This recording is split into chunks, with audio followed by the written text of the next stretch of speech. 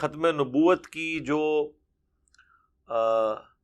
Perfect explanation نبی علیہ السلام نے خود کر دی ہے صحیح بخاری کی ایک حدیث میں، آپ صلی اللہ علیہ وآلہ وسلم نے فرمایا لم یبق من النبوۃ الا المبشرات، نبوت کی خبروں میں میرے بعد اب کوئی چیز باقی نہیں بچی سوائے مبشرات کے۔ پوچھا گیا یا رسول اللہ صلی اللہ علیہ وآلہ وسلم یہ مبشرات کیا ہیں؟ تو آپ نے فرمایا کہ نیک خواب ہے، یعنی نبی علیہ السلام کی وفات کے بعد قیامت تک اللہ اور مخلوق کے درمیان علم الغیب کے حوالے سے اب صرف ایک موڈ باقی ہے، اور وہ ہے خواب۔ کوئی کشف نہیں، کوئی الہام نہیں، ورنہ نبی علیہ السلام کیٹاگوریکل ڈینائی تو نہ کرتے۔ اور یہ وہ بات ہے جس میں غامدی صاحب کے ساتھ ہوں، اتنے پورشن میں کوئی شک نہیں، اس میں یہ بات ان کی بالکل درست ہے۔ حتیٰ کہ اس امت میں جس شخصیت کی بنیاد کے اوپر یہ پورے کا پورا سسٹم کشف اور الہام کا کھڑا کیا گیا، ایک روایت جو دلائل النبوہ امام بیہقی کی کتاب میں موجود ہے، مشکات المصابیح کی 3 جلد میں آپ کو کرامات والے چیپٹر میں مل جائے گی کہ سیدنا عمر نے اپنے ایک فوجی جرنیل کو آواز دی تھی یا ساریت الجبل، تو وہ کہتے ہیں کہ مدینہ شریف سے 600 کلومیٹر دور سیدنا عمر کو اللہ تعالیٰ نے وہ دکھا دیا، اور ان کی آواز وہاں تک پہنچی، اس نے سن بھی لی، جس میں انہوں نے کہا پہاڑ کی طرف متوجہ ہو جہاں سے دشمن آ رہے ہیں، تو وہ ایک شکست جو ہے وہ فتح میں بدل گئی۔ تو یہ روایت ہی اصول محدثین کے اوپر ضعیف ہے۔ محمد بن اجلان راوی اس میں مدلس ہیں اور ان سے روایت کر رہے ہیں، اور دوسری سند تو ویسے ہی منقطع ہے، مرسل ہے۔ یہ دونوں اسناد کے اوپر شیخ زبیلی زئی رحمہ اللہ تعالی نے مکمل بحث کی ہوئی ہے، ان کے مقالات چھپے ہوئے ہیں، اس میں آپ دیکھ سکتے ہیں۔ آج وہ میرا ٹاپک نہیں ہے۔ بہرحال اس کی بنیاد کے اوپر انہوں نے یہ مسئلہ کھڑا کیا تھا اور اپنے بزرگوں کا کشف ثابت کیا۔ ہم یہ کہتے ہیں کہ اگر یہ روایت صحیح ہوتی جو دور کی کتاب میں ہے، جو مین سٹریم کی کتاب ہے وہ تو ہے صحیح بخاری، اس کا آپ کتاب الشہادات چیپٹر کھولیں، اس میں سیدنا عمر کا اپنا قول ہے۔ جب حضرت عمر اپنے آپ کو خود کلیریفائی کر دیں تو کوئی ان کے حق میں کشف الہام کیوں ثابت کرے گا؟ میں نے ڈیٹیل کے ساتھ اس کے اوپر ایک لیکچر دیا ہے، مسئلہ نمبر 6B، کشف الہام اور خوابوں سے متعلق فرقہ وارانہ نظریات کا تحقیقی جائزہ، آلموسٹ 1.5 گھنٹے کی گفتگو ہے، اور اس کا 6A مسئلہ جو پارٹ تھا پہلے والا وہ علم الغیب سے متعلق تھا۔ تو کتاب الشہادات چیپٹر میں صحیح بخاری میں موجود ہے، سیدنا عمر فاروق رضی اللہ تعالیٰ عنہ علیہ السلام کہتے ہیں کہ جب تک نبی صلی اللہ علیہ وآلہ وسلم ہم میں موجود تھے تو اللہ تعالیٰ وحی کے ذریعے ہمیں آگاہ کر دیتا تھا، چونکہ غیبی خبر کا تعلق صرف نبی کے ساتھ ہوتا ہے۔ سورہ آل عمران کی آیت نمبر 179 میں اللہ تعالیٰ نے بڑے سخت الفاظ میں تنبیہ فرمائی ہے کہ اللہ کی تو یہ شان ہی نہیں ہے کہ وہ کسی انسان کے ساتھ کلام کرے اور اسے اپنے غیب کے اوپر مطلع کرے۔ یہ اللہ کی شان نہیں کہ وہ کسی انسان کو اپنے غیب کے اوپر، ان سین چیزوں کے اوپر مطلع کرے سوائے اپنے پیغمبروں کے۔ اور پھر ساتھ اللہ نے فرمایا کہ تمہارا کام یہ ہے کہ اللہ اور اس کے رسول کے اوپر ایمان لے کر آؤ، ان کی غیبی خبروں کے اوپر۔ علم الغیب کا تعلق صرف اللہ اور اس کے نبی کے درمیان ہے، اور نبی علیہ السلام اس کو امت تک پہنچاتے ہیں، غیر نبی کے لیے علم الغیب نہیں ہے۔ تو سیدنا عمر صحیح بخاری میں خود کہہ رہے ہیں کہ جب تک رسول اللہ ہمیں موجود تھے، اللہ تعالیٰ وحی کے ذریعے ہمیں بتا دیتا تھا، تو ہم کسی کے باطن کے معاملات کے اوپر بھی فیصلہ اس وقت کرتے تھے کیونکہ اللہ بتا دیتا تھا۔ اب نبی علیہ السلام دنیا سے جا چکے ہیں، اب ہم لوگوں کے ظاہری اعمال کے اوپر فیصلہ کریں گے اور باطن کا معاملہ اللہ کے سپرد کریں گے۔ ہم کسی کا یہ لیم ایکسکیوز قبول نہیں کریں گے کہ میری تو نیت ہی یہ نہیں تھی۔ جو اس نے ظاہری عمل کیا ہوگا اس کے مطابق اسے سزا اور جزا کا معاملہ ہوگا، کیونکہ ہمیں نہیں پتا اس کے اندر کی نیت کیا ہے۔ ہاں، رسول اللہ جب موجود تھے تو ہمیں اللہ تعالیٰ بتا دیتا تھا اپنے نبی کے ذریعے کہ یار یہ بات یوں نہیں یوں تھی، تو ہم بینیفٹ کسی کو دے سکتے تھے کہ یار اس کی نیت یوں نہیں تھی۔ اب رسول اللہ کے بعد یہ ہے معاملہ بین۔ تو سیدنا عمر صحیح بخاری میں تو خود ان کا قول موجود ہے کہ رسول اللہ کے بعد تو ہم لوگوں کے ظاہری اعمال کے اوپر فیصلہ کرتے ہیں، ہم ان کے باطن کے معاملے کو اللہ کے سپرد کرتے ہیں، ہمیں تو پتہ ہی نہیں کہ باطن میں کیا ہے۔ اور ان کے بارے میں یا ساریت الجبل والی روایت کو کوٹ کرنا اور اس کے اوپر پورے معاملات، اور پھر وہ لے کے آنا جی وہ بخاری مسلم میں حدیث ہے کہ اگلی امتوں میں محدث ہوا کرتے تھے.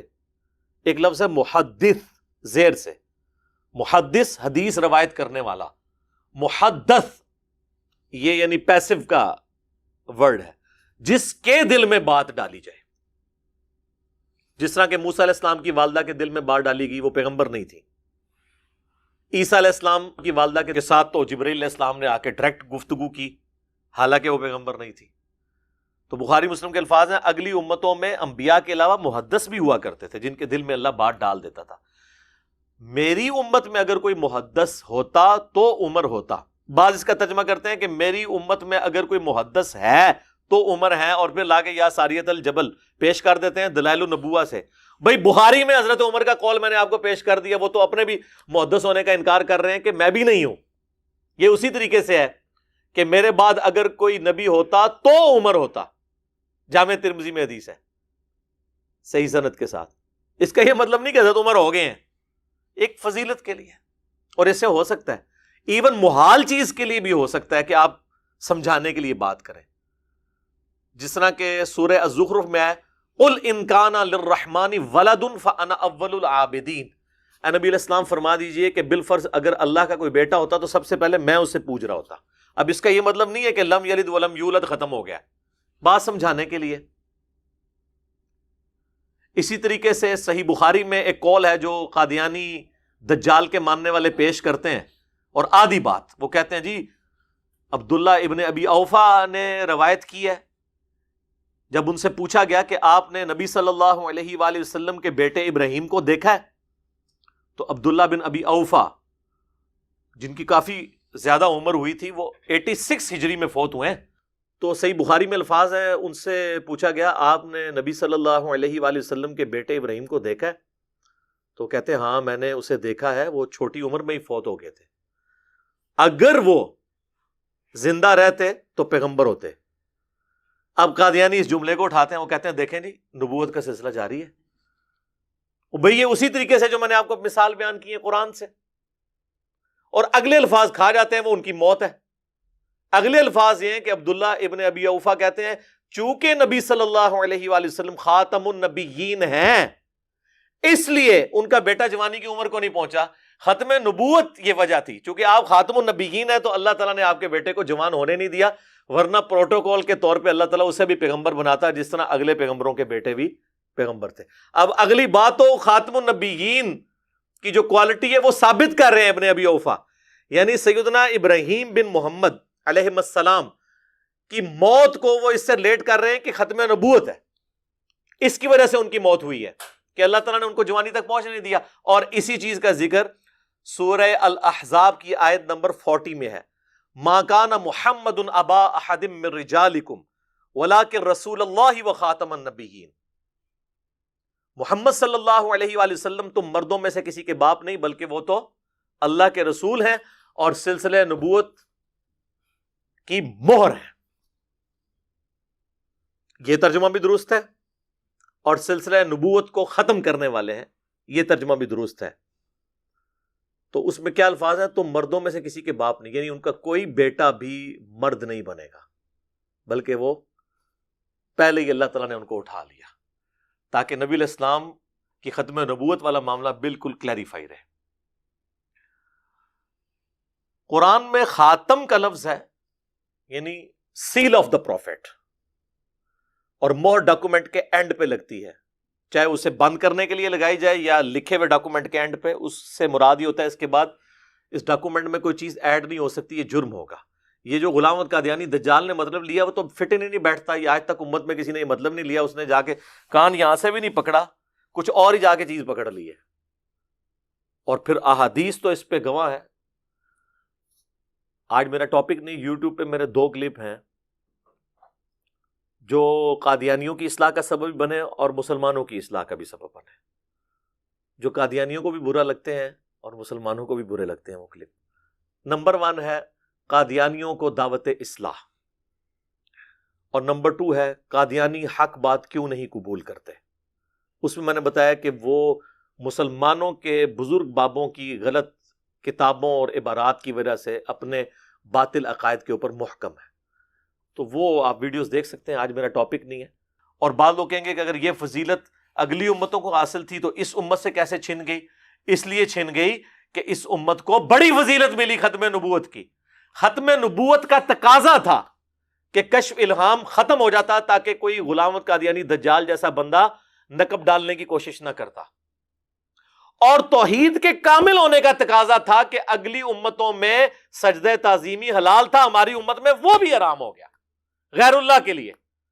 جو آدم علیہ السلام کو فرشتوں نے کیا، یوسف علیہ السلام کو ان کے بھائیوں نے کیا، اگلی امتوں میں جائز تھا.